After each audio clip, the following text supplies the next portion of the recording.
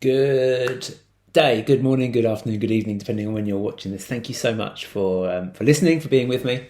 And we've been going through the book of Peter, his letter to the church in Rome. I found it intriguing, and more than that, I found it invigorating. I really hope you have too. Fundamental to this letter is the view that we are family, that we are being, because of Jesus, we are being made and we are choosing to be holy. That is to be like Jesus, to be family, to be like family. And we are to show love to one another and love to the world around us. In fact, I've called this series an opportunity to show the love of Jesus, because I believe that Peter is saying just that. Whatever circumstance you find yourself in, whatever situation you are facing, it is an opportunity to show the love of Jesus that you yourself have received.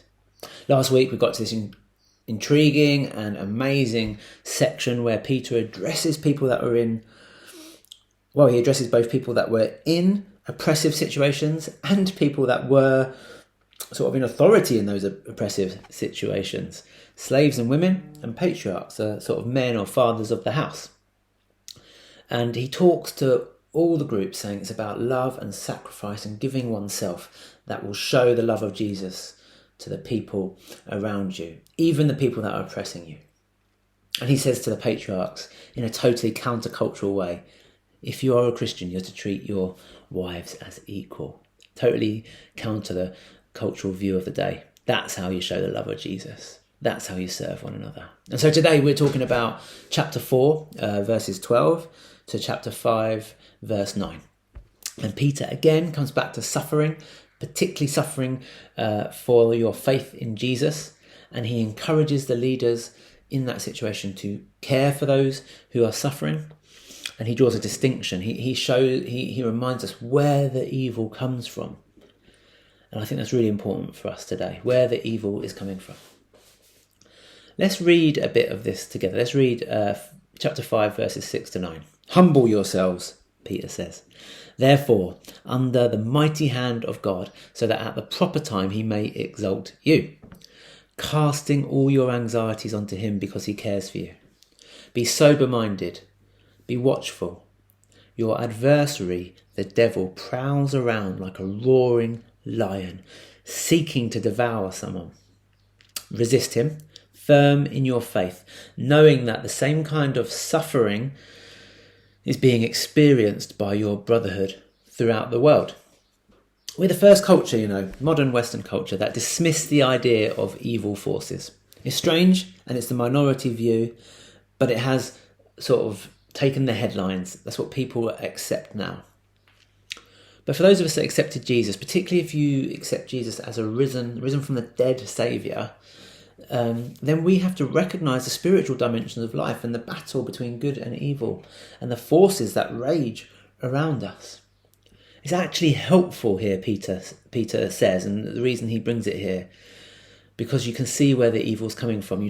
You shouldn't be personifying it in somebody, in a fellow human being. No, you should love them and serve them, and you should recognise the forces behind them. And so the first thing for us to remember, to kind of get ourselves in the right frame of mind here, is that we are not at war in that sense. We have received peace, shalom. Shalom is a word used for peace that means to come under a great ruler who leads and governs justly and rightly. It's like that place of being in that kind of kingdom, no longer oppressed, no longer at fear of being conquered. And so therefore we can just cast all of our anxieties onto God, onto Jesus when we feel them rising up. We don't need to worry in that way. Peter says cast them onto him. And we can do that because we've come under his rule, and in that we've received shalom. If you're anxious about what people think, if you're anxious about an outcome that's out of your control, health situation, financial situation, anxious about the future, well, Jesus is our ruler. And he is our shalom. He's given us shalom, and he welcomes us to put those anxieties onto him, to literally throw them onto him. And I've got to mention, particularly as someone that really has struggled with some bouts of anxiety in the past, that you can do this, and for some of us it has developed into a bigger problem, more of a medical problem. And I want to say that, going to a doctor, looking for help because you're not very well in this area, does not mean that you're not trusting God and not casting your anxieties onto him. It just means that something needs a bit of treatment. And I want to encourage you to not shy away from seeking treatment, seeking help if you need it. If worry has become the predominant thing in your life, is taken over, please go and get help. If you're worrying loads and loads. Because I believe Peter's looking to liberate us here. And I believe that so often we've made mental health like another oppressor that we're supposed to fight. But I say all this because Peter says, here our fight is not against flesh and blood. It's not about fighting the culture. It's not about making those around us the enemy, or making a symptom, like an anxiety or a physical symptom, broken leg or something, as the enemy. No, we're to love and understand. We are to love the culture around us and understand that, in fact, these symptoms and the things that we see are actually put in motion by dark forces behind them. And the way that we follow Christ is to resist them through our lifestyle, through the way we live. That's keeping the faith. That's spiritual warfare, to live out following Jesus. That's real hope.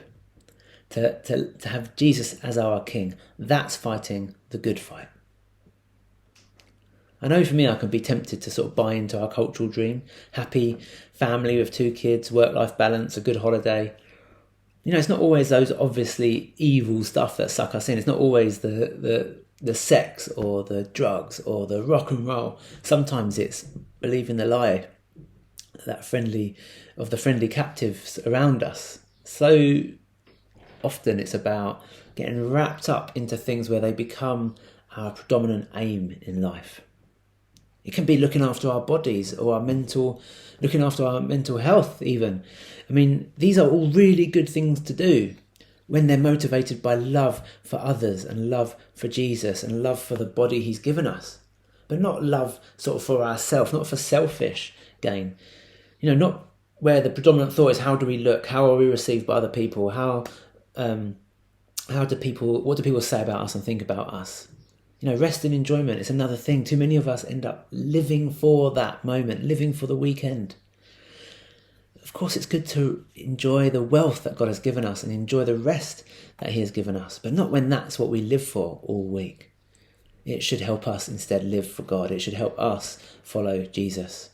Same as work, hey? Easy to get sucked in and live for your work. Same stuff. Look, I could go on, but I want to finish here. I want to say that Peter is encouraging us to remember where the fight lies.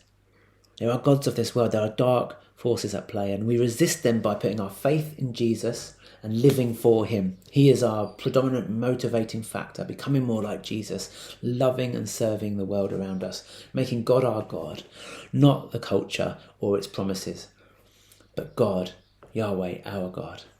So let's keep the hope today. Resisting evil, it could lead you into sort of physical trouble and circumstances, but take heart. If you are a follower of Jesus, take heart, because you join with brothers and sisters around the world in your suffering for Christ. And remember, your fight is not against people or flesh and blood. There are dark forces, and the way to fight the good fight is to live for Jesus. So today, I pray that you would be able to live for Jesus.